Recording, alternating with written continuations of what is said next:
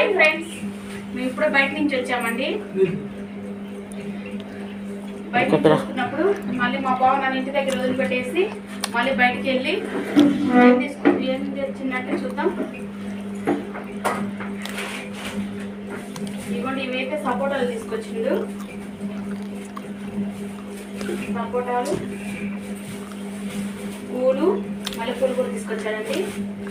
ఇప్పుడు కొంచెం అన్నం నింపునే కదా వచ్చింది బయట నుంచి. ఇప్పుడేం అన్నం తిందామనేసి బజ్జీలు బోండాలు అయితే తీసుకొచ్చాడండి.